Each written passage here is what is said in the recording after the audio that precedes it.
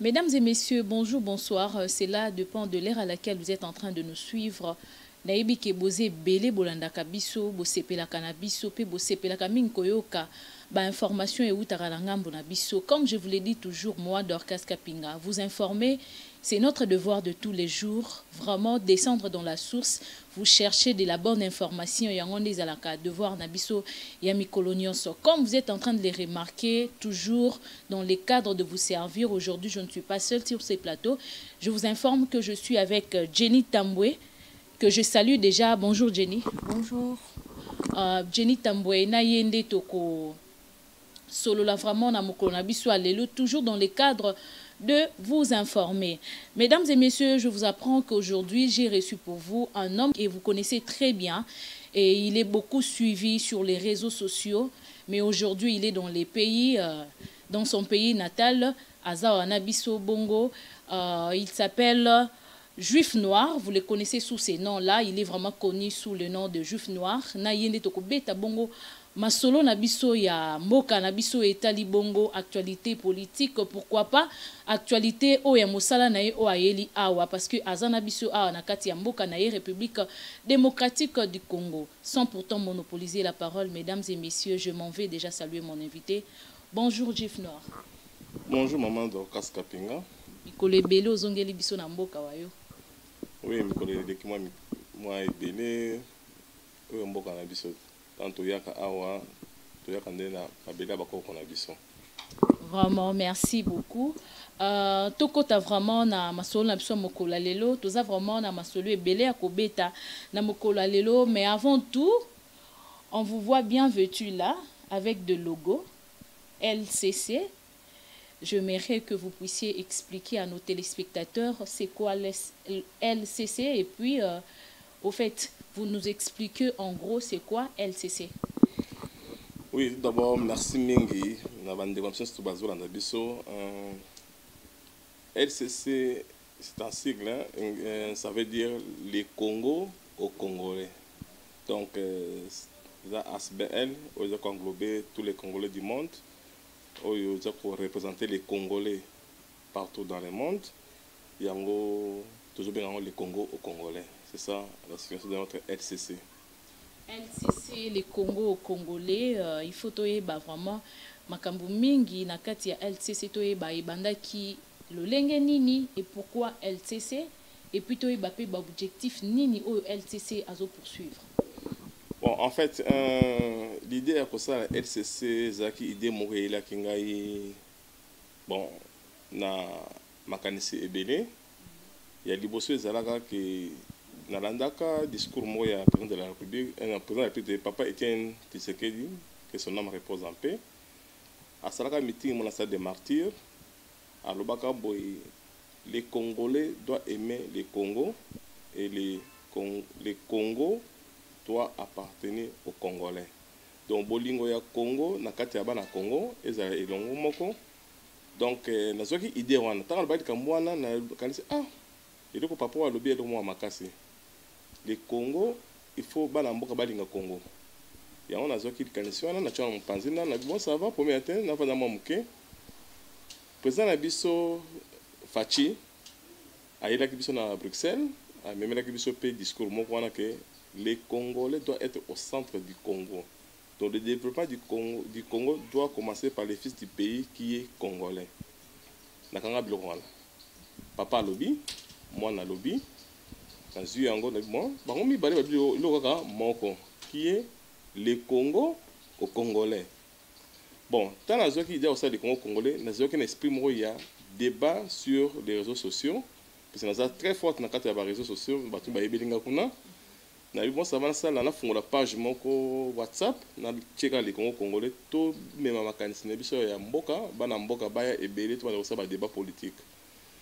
Tant que ça débat politique, baninga nanga misusu président ba benga président na bi président nante président il ko saluer vraiment Isabelle makasi mingi est comme na structure moko boité pendant tous ala quand même na kati ya masoda. Bon, moi je suis quelqu'un qui aime trop sur les réseaux sociaux pour partager et puis reformer ma solo. Alors on a dit idée à baninga bangonde batinda kinga siko bala batanga boto créer une ASBL au lieu de bengango LCC des Congo au Congolais.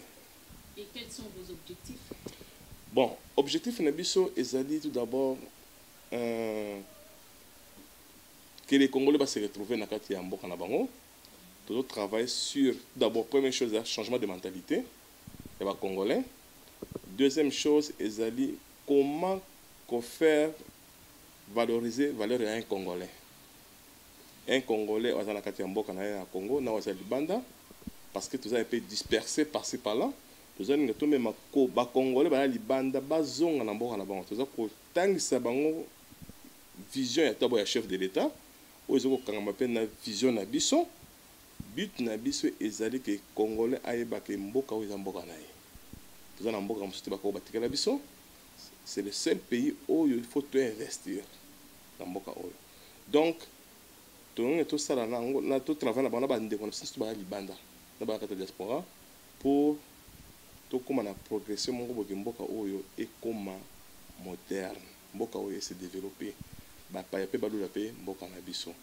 Donc but na biso eza penza ko comme ça le Congo na valeur supérieure oyo président ya mboka na biso Facha ba ke anga comme ça Congo l'Allemagne de l'Afrique. Voilà. L'Allemagne de l'Afrique, juif noir. Batu vraiment baza kolanda biso bazo sepela na bandi bazo sepela parce que ba mesana kolanda yo mingi na ba page na yo na ba groupe WhatsApp. Vous avez parlé de LCC le Congo congolais, mais vous avez dit que c'est un ASBL. Mais à la longue toroyo kango parti politique. Bon, na kati ya démocratie ezalaka toujours tant on va na baninga au sele loko na yo au Kolingapé, au même, le Kolobio, maman, ils ont très capital, ils ont proposition. Au présenter peut-être devant Baninga, Bandekonangaï, et donc on a un parti politique. Ceux qui majorité Bandimi Yango, bah membre na biso, bah cadre sur Bandimi Yango, pourquoi pas? Ceux qui tout tiré dans le cadre ya ASBL, tout ça bah projet social, bah projet économique, bah projet ndemne boyebeli, c'est aussi bien. Mais ambition comme parti politique pour le moment dans commune na idée on a été mais c'est bien de proposer dans la direction générale de la LCC pour na bande on peut pas réagir c'est pas la décision qui va venir en ngai et vous t'attendez na bato au balbardu que population de sala ba konzi ceux qui peuple andimi et salami. Jenny Tamboué, vous avez une question. Exact, président Juif Noir, nous voulons aussi savoir précisément ASBL les Congo aux Congolais. Vous êtes précisément de quel camp? Du côté majoritaire ou du côté opposition? En fait, nous sommes neutres. Nous sommes neutres, mais nous avons une tendance, il y a ça là, d'un côté, il y a vision à chef de l'État. Donc, vision à chef de l'État, c'est une vision très positive pour le développement de l'ambition. Donc, l'opposition, si on remarque quelque chose qui ne marche pas, tout ça après à dénoncer en gros. Mais nous travaillons dans sincérité sur la vision à chef de l'État. Donc vous faites l'opposition dans le pouvoir? Non, ce n'est pas l'opposition dans le pouvoir. Quand on est au pouvoir, on ne fait jamais l'opposition. On est en train d'apporter des idées pour aboutir à un résultat moins bien. Ce n'est pas dire que le pouvoir est vendu que ça va bien, non.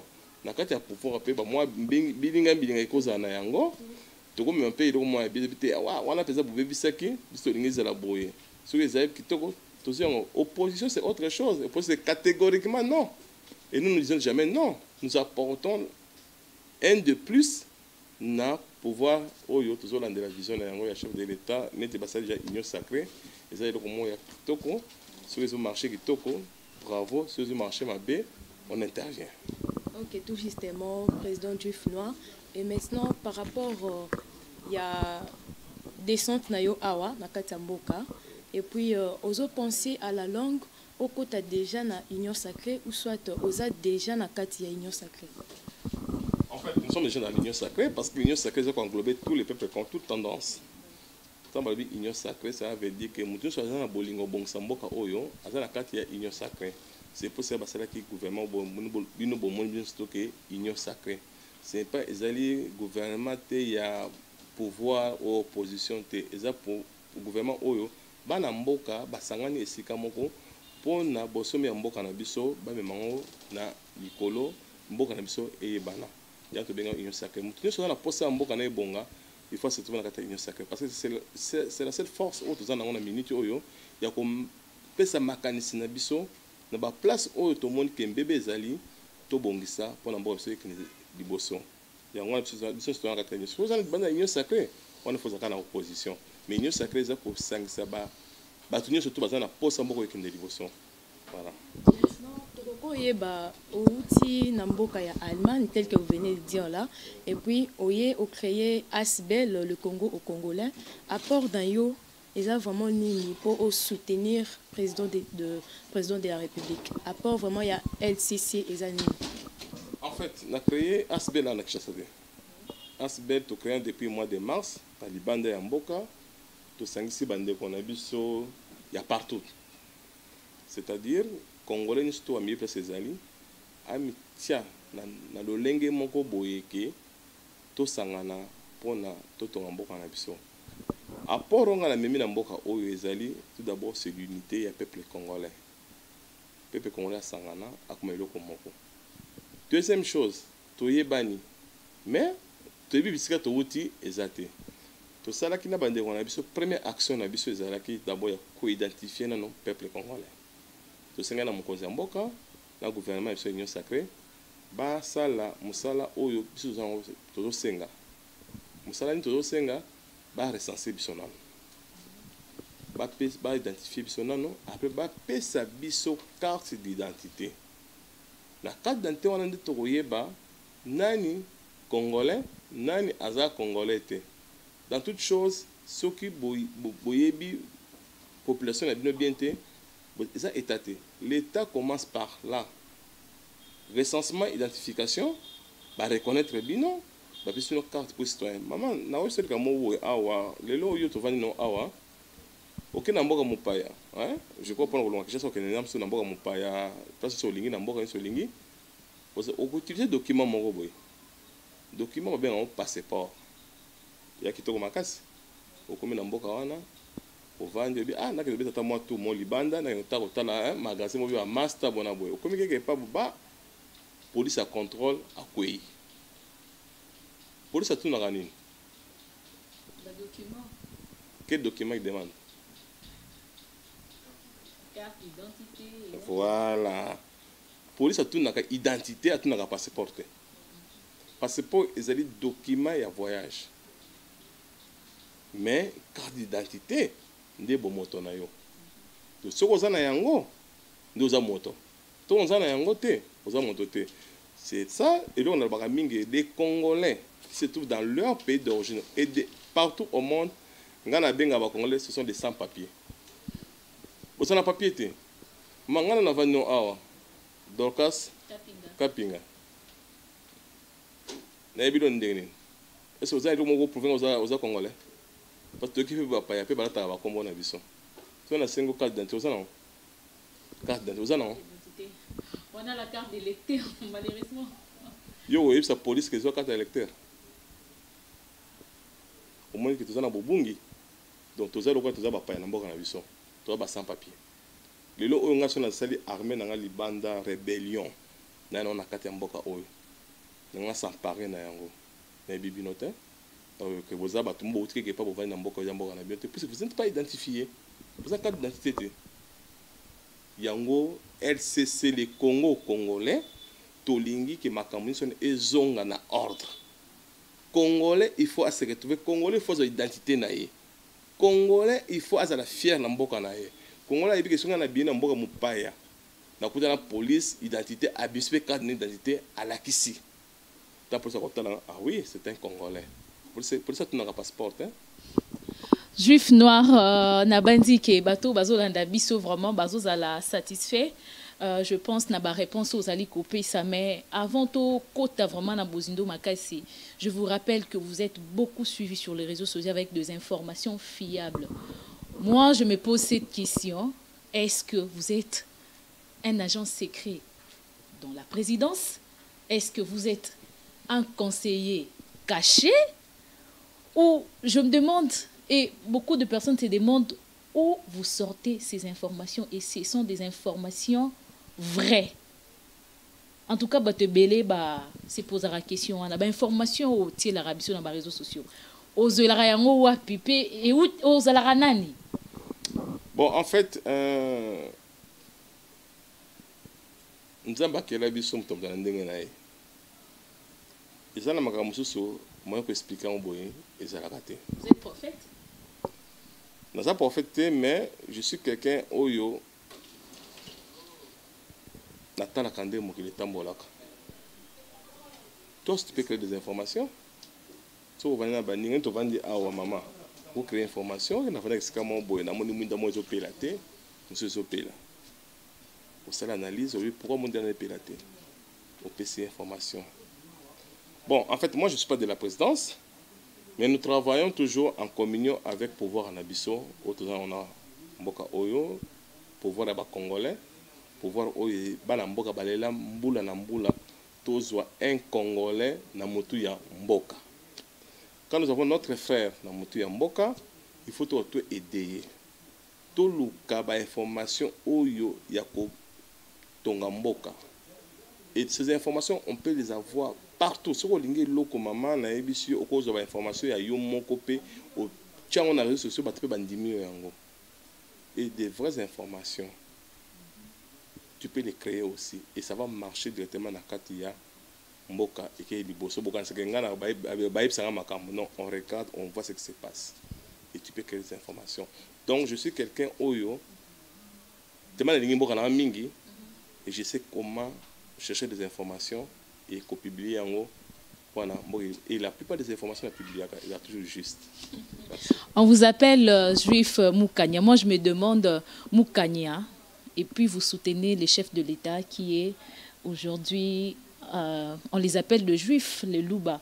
Est-ce c'est le sang, c'est le sang louba qui vous pousse à les soutenir ou soit parce que c'est un citoyen congolais que vous connaissez bien? Oui, en fait, dans le débat, on a mingi parce qu'on a un tribalisme, on a mingi.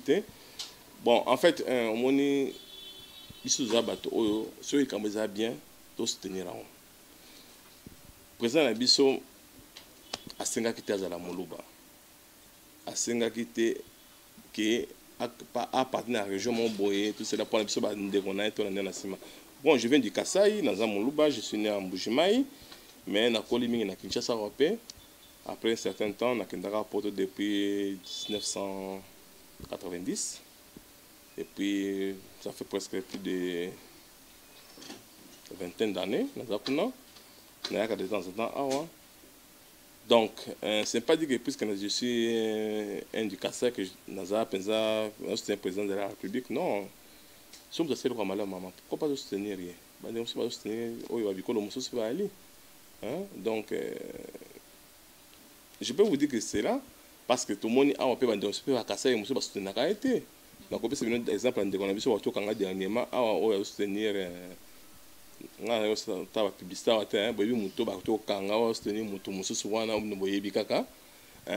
Donc, au baïbi, masolo baïbi, on est à Sobetakandengwana. On est sur le Sobetakandengwana. On a vu Moutouana, hein? On a tindaga batunaï à Kassai, on a soba Kassaïen pour ne pas détruire frère Nabango, tu es bien, mais Bakangi, ce sont des Kassaïens qui sont dans l'opposition contre leurs frères Kassaïens. Donc, combat autour de ça, les autres, c'est que Bisoba Namboka, surtout Lingi Mboka, c'est que Liboso, tous tenir d'abord vision. Il y a le président Nabiso, le token de Liboso. Tout à fait, token de Liboso, justement, président juif noir, Sokoko Isabiso, est-ce que les gouvernements en place exécutent bien leur mission? Parce qu'au-delà de tout, le peuple a besoin du pain et de la paix.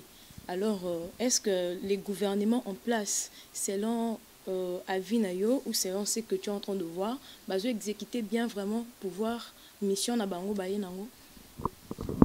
Merci maman Jenny Kapinga.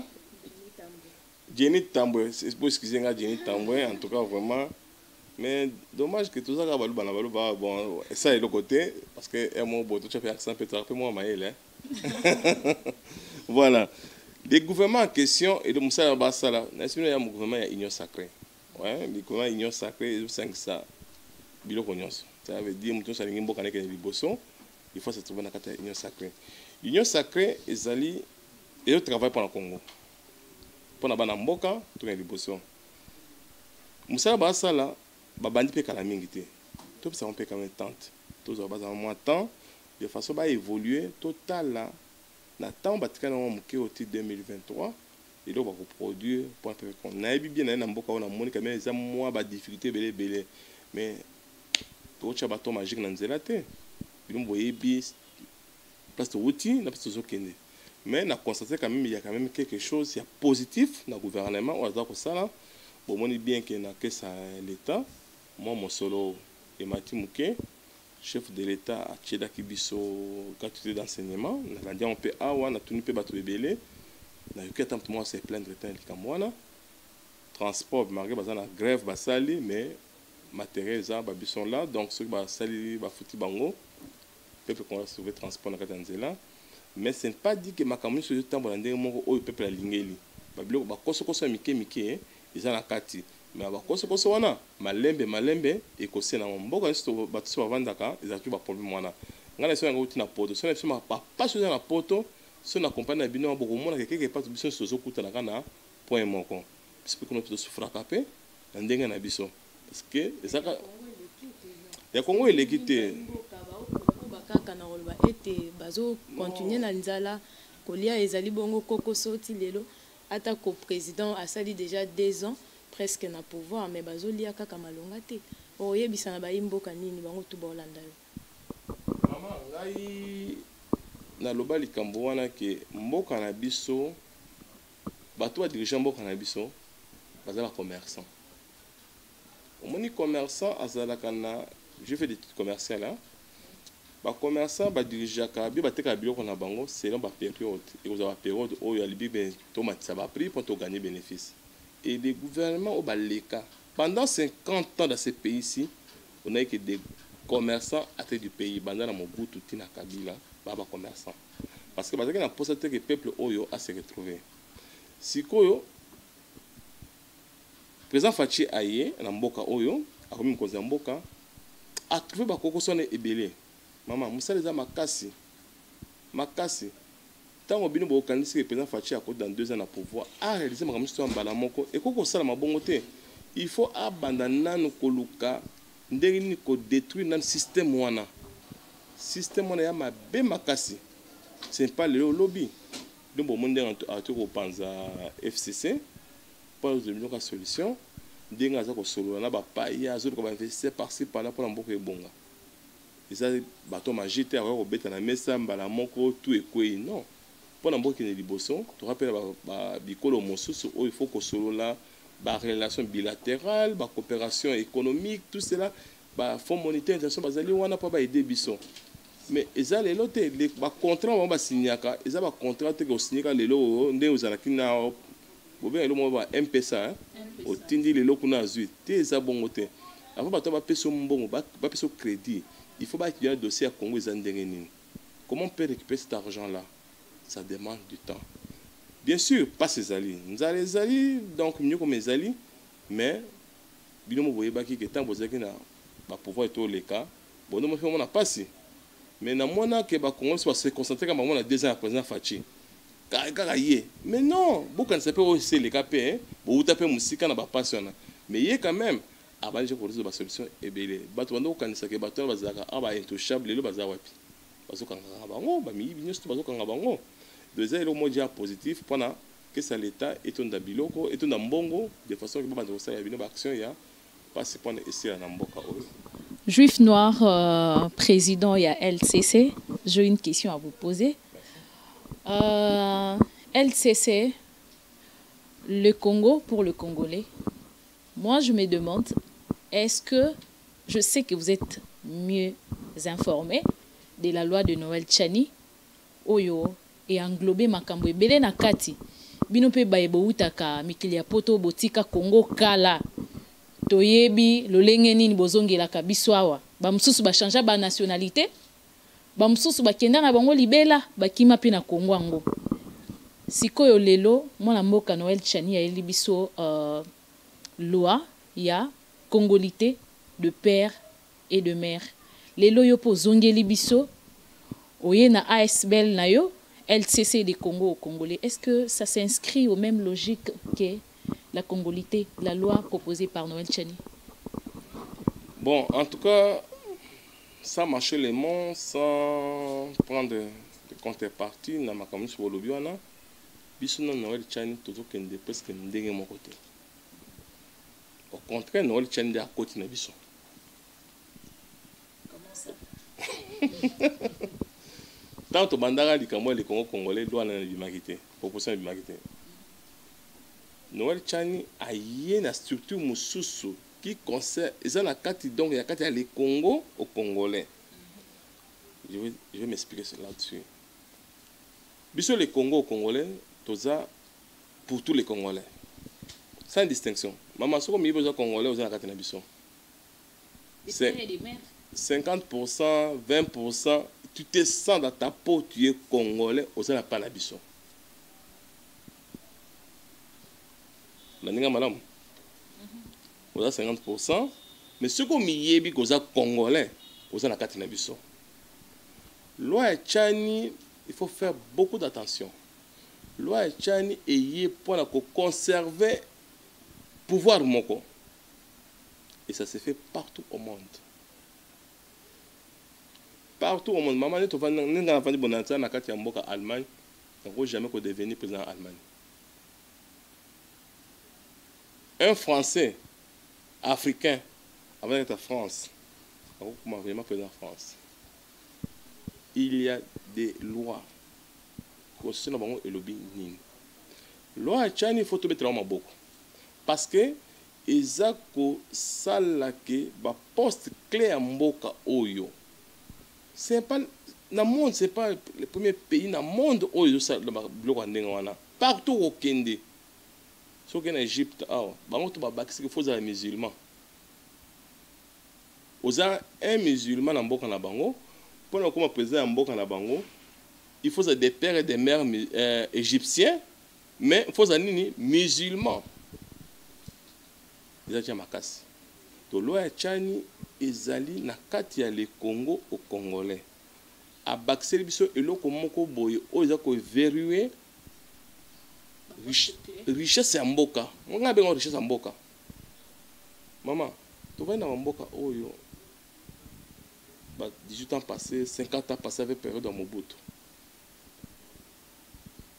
Toujours makambo ebele bima ya Mobutu. Azaka nani?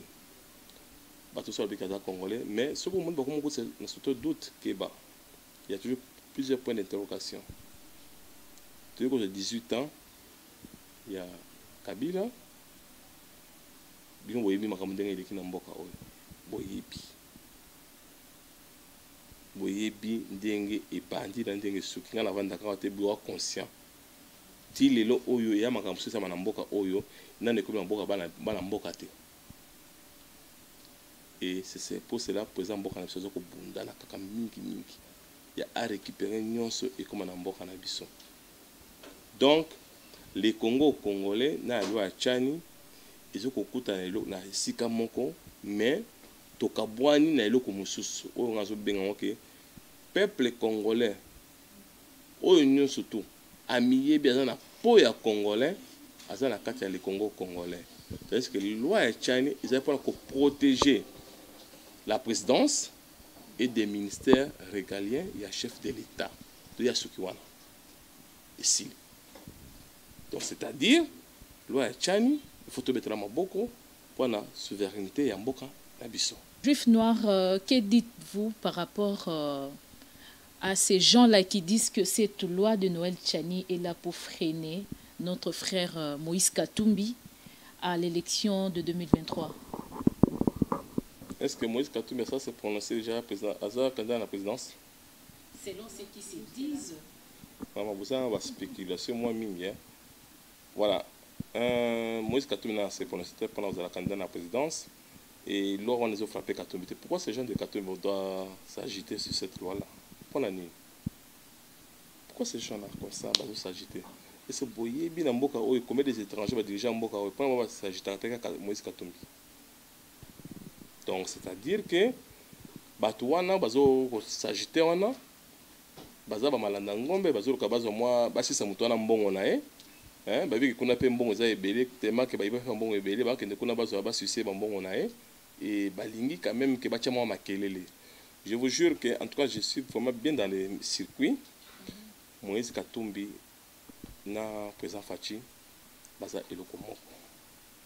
Ouais. Si Moïse Katumbi azonga na mboka oyo, c'est grâce à Fachi. Je ne vois pas que le mal oyo Moïse Katumbi a commis pour combattre les frères naé. C'est bien que frère, mais tu sais bien que y a moi de voilà que Aza bon papa na papa va frère c'est va bro broda ça veut dire bandeko. Mais si il a ces intentions là, ça là faut vraiment souligner ça. S'il a ces intentions là, il y a comme président mboka oyo et c'est là à partir de là que loi ya Tchani est frappé. Donc il n'aura pas la chance de postuler parce que notre constitution est bien déterminée. Pour être un président de la République démocratique du Congo, il faut être congolais d'origine. L'originalité, c'est il faut développer en haut. Lobby des pères et des mères. Et c'est Moïse Katumbi à bongo. Est-ce que nous avons Martin Fayulu à bongo?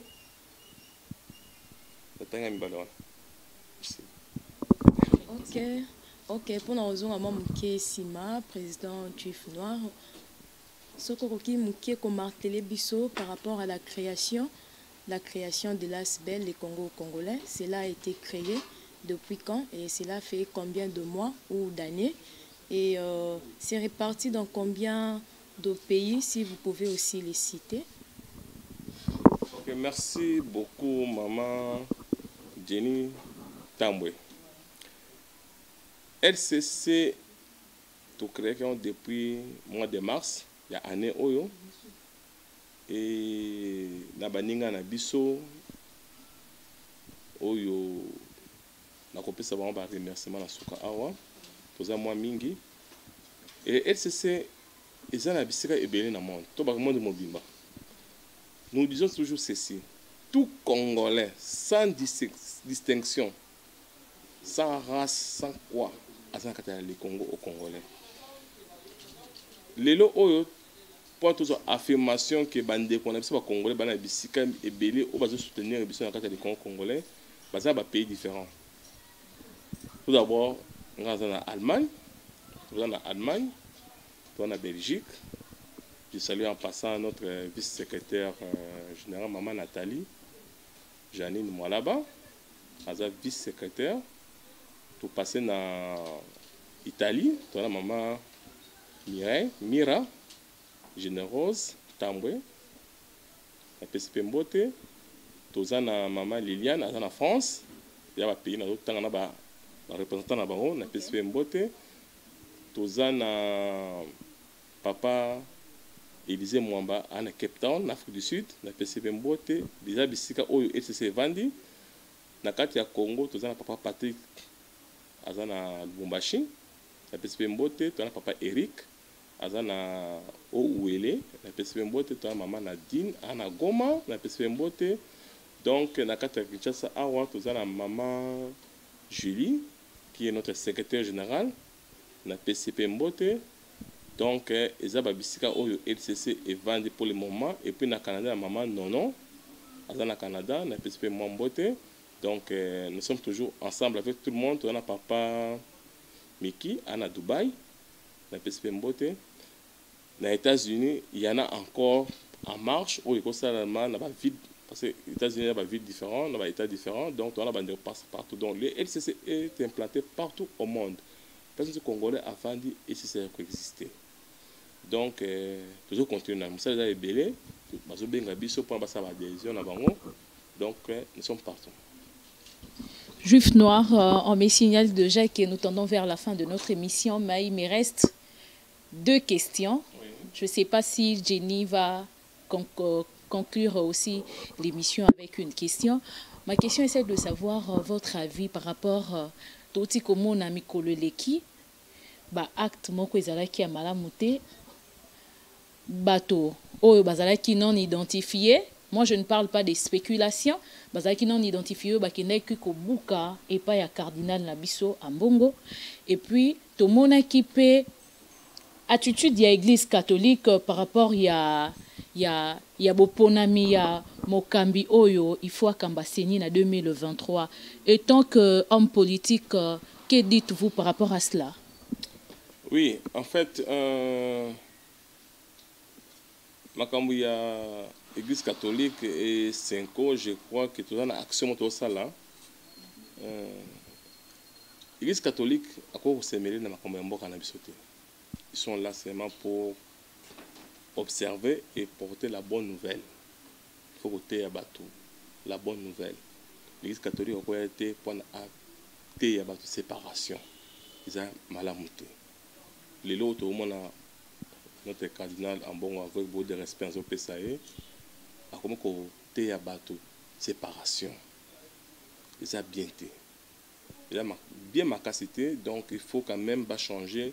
Si on côté battre à sango et l'âme au battre à l'église parce que c'est mêlé ma politique d'ailleurs ça l'action elle bosse il y a pour contredire bango bazonga na sango et l'âme makambo mboka batika ba politicien ba onde ba ibine ba kotombola mboka ne liboso mboka ezali na ba mbeba tant ba groupe rebelle les osaki belé bango fallait ba ya ba porter biso moi conseil moi appui pour to babilo on est là. Mais tout le monde, l'église catholique, c'est comme ça. L'église catholique, tout le monde comprend que pour nous, c'est yango. Ngai, en tant qu'homme politique, n'a yebi que makambo ya ba école fictive na bango na bakanga kanga bango et puis ça bango de kanda. Bango de batomboka pour na bakota na politique, basala oso bazo sala wana, ils a malamu te. To ko senga na bango pour ba se retirer. Na makambo wana. Na likambo tali seni biso les Congo congolais tolandi tolandaka vision chef de l'état na banzi que tant makambo constitution et bandaka chef de l'état ba mo boye asengi que seni wana ezonga na kati ya ministère ya intérieur. Ça veut dire ba élection et ça la made et ça la et bandako ça ma partie ya ministère intérieur seni ba créer un pona nini et c'est boye ba tina ba créer seni ba créer ka yango suite ya ba groupe rebelle o ezaka na ba mboka na biso oyo ba tous les rebelles ba sangana esika moko na Sun City pour que solution ya ko kende potombola mboka biso kende liboso ya bomonaka basaka gouvernement ya 1+4 et utaka na makambo ya ba rébellion parce que gouvernement 1+4 ba yo créer seni pour la commission indépendante pour organiser ba élection en 2006. Tango toujours versico en mboka est-ce que ba rebelle des akalisusu ba rebelle asusu est-ce qu'il y a des gens où ba se pointer le kinga na tanga parti mo Congo pour na boye zate ya on to sing na chef de l'état na discours na lobaka na avant ba consultation a longola likambo seni na nzela seni se kufa bazwa mak solo ya ba élection bazong sa na ministère ya intérieur to sing na ministère intérieur pe avant ba élection à sa recensement, identification du peuple congolais, pour tout que nous avons élection. One ezali malobana biso batu ya les Congo aux Congolais. Pour nous, la CENI doit disparaître. Ils ont un ministère intérieur. Le ministère intérieur a fait une élection, a recensé le peuple congolais. Après, c'est mon cas d'identité. Le recensement va nous prendre du temps. Maman, du temps par rapport à quoi? Plus de 80 millions d'habitants. Ça fait quoi? Et ça va nous prendre 2 ans, 3 ans. Et ça fait quoi? C'est pas ton pays? Bah, élection, il faut ça les managers. Et c'est pas ton pays? C'est notre pays, bien sûr. Quel temps vous... Quand on parle du temps, ça veut dire qu'il faut... Par rapport au mandat. On parle du temps par rapport au mandat. Et la Constitution dit quoi? C'est 5 ans renouvelables. Voilà. Et la Constitution dit quoi sur les recensements? C'est obligatoire que la recensement. Madame, nous avons une réponse. Et papa Nabiso, Etienne Tshisekedi, Aïloba Nabiso. Pour avoir un État, il faut commencer par là. Il faut commencer par le recensement, l'identification. Ça, c'est un État. Vous êtes pour le glissement, apparemment. Glissement, on a pas l'opposition. Mais tant que yo besoin congolais, oyebi ke mboko za mboka na yo, olingi makambo so kena en ordre. Est-ce que vous avez besoin penza ka ke to kende ka mbangu ndengo wana désordre to bima yo za carte d'identité ou que ba élection ndengo wana? Oui, nous voulons les élections en 2023. Mais ce qui est sengami qui est en 2023 dans la recensement d'identification. Pourquoi ne pas laisser le temps bailler bayo chose kingani yo chose songolo chose pakala? Pourquoi ne pas laisser ce temps-là? Tout tire to yebana quand même. Ce bien vous que élection. Et vous allez voir des gens qui ont des cas d'électeurs ou bino bozo ngate baza na mboka oyo. Pourquoi ko voter? Pourquoi ko tire bino sumpa yo na muto mboka awa? Bosa na boni. Au moins que c'est mieux que tous en a moins identité pour toi qui est qui. To kende na maponi, to pona mwana mboka. Bien besoin de temps. En tout cas maman, on a déjà déçu pour nous longa temps parce que nanda kuna yo ndengo za boye, to ngo bima et moteli na bima, je crois 5 minutes, 3 minutes, nous avons moins retard. Avant bima. Il faut bon que ça nanda ko za malamu, au sukola, au tanda mbetu, za malamu pour patron na mona anda kitoko. Au cause à maman bima, attends, 10 fois na bima na tanda mbetu na hote. Au moins tu au ça le côté. Juif Noir, nous sommes à la fin de notre émission. Un mot par rapport à tous les Congolais qui vous suivent et surtout de la diaspora parce que vous êtes beaucoup connus là-bas et un message à eux tous. Oui, message que je veux lancer à tous les membres de la diaspora. Bande wana biso bomoninga azana kata Kinshasa. Na kosenga na bino surtout combat auto banda na libana diaspora ezaki combat ya Kabila dégage. Et pour le moment, Kabila a son pouvoir. Na kosenga na biso surtout tozonga na esika moko. Tolobaka bo na diaspora ata ngungi ata fumi soki aza congolais azwa pouvoir mais étranger na mboka o lisusu te. Lelo tozi mwana mboka na biso oza na pouvoir Félix Antoine Tshisekedi Tshilombo azali makila na biso. Tout soutenir rien na vision nae to tombola mboka na biso azande ko na biso. Je m'excuse ata moi mbeba mo bomoni so yo moni koto ko ma solution luka moyen maloba na ekomela ye pona to tonga mboka na biso. Donc le Congo nous appartient, le Congo c'est notre pays, le Congo doit développer, le Congo doit avancer avec les Congolais. Mupaya soko aye na mboka na yo akotongela mboka na yo azotonga iba mupaya wana avant bima azolinga pe azwa pe eloko ya mboka na yo akenda yango.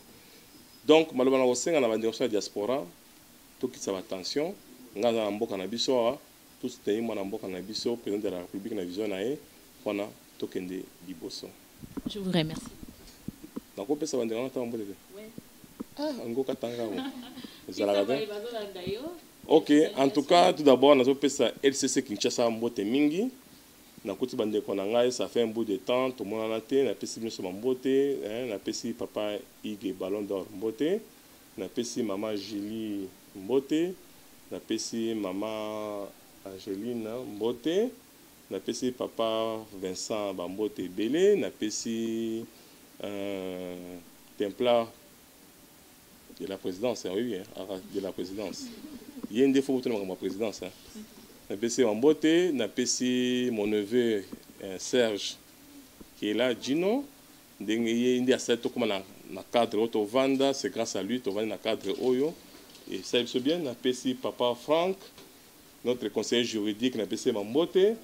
Je baza moi mingi ba coordinatrice Fatou azaite azobela benga azobela na pesi Mbote na pesi maman Angèle moi di Mbote na pesi maman Francine Mbote na pesi il y a beaucoup de gens il y a LCC au bazaka na biso au pe bazuba moi mikakatano ya ko tika biso pour na ba engagement na bango entre autres ba Joël ba Olga et baza moi mingi na pesi tous les coordonnateurs LCC Mbote na kata République du Congo ba Patrick na sana tanga ba kombo na bango na pesi ba maman Julie Wangage na France maman Mbote na bino yango wana maman Betty akoya lelo na pokwa hein on avait le temps tout mona ye na pesi maman Betty Mbote na pesi maman Sophie Mbote na pesi maman Sœur La Joie une de nous qui est ici aussi à diaspora ba cadre LCC Mbote napesi maman Nadine Victoria Vic, napesi mambote, napesi maître donnant, notre conseiller principal, napesi mambote, sans oublier napesi maman Daniela Victoria Lacerta, mambote belé, napesi mon frère Kinwani Massamba, mambote belé, sans oublier notre président de la République et sa première dame, maman Denise Nyakira. Merci beaucoup, Juif Noir. Mesdames et messieurs, nous sommes arrivés à la fin de notre émission. Binomoko Bolandi Bisu ezala qui moi pas si toka émission parce que l'émission elle est tellement kitoko. Alors Bozala qui vraiment est belé ya ko landa Bisso ezala qui bongo Juif Noir Moukania, il est connu, il est beaucoup plus connu par ses noms là, Juif Moukania. Alors on a parlé sur les actualités de la République démocratique du Congo. Nous avons ainsi parlé de LCC qui est le Congo aux Congolais. Il a vraiment expliqué c'est quoi le LCC, les objectifs de LCC. Alors, Ezali Kara Congo, Yabana Congo Bangomoko. Je vous rappelle que je n'étais pas seule sur ces plateaux. J'étais avec Jenny Tamboué.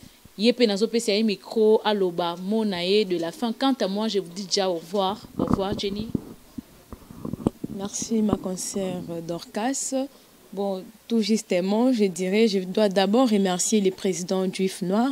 Je n'ai pas vraiment beaucoup à vous dire, seulement que le président Juif Noir était vraiment très correct par rapport à nos questions. Alors, il était vraiment très sincère et honnête, donc a expliqué bien vraiment Nabaï Mboka, utilité naye topé et loko oyoye ayeli vraiment awa nakati ya Engumba Kinshasa na yango to sengi lisusu merci mingi na président Juif Noir ndengi à répondre na invitation na biso boko bakaka na kolanda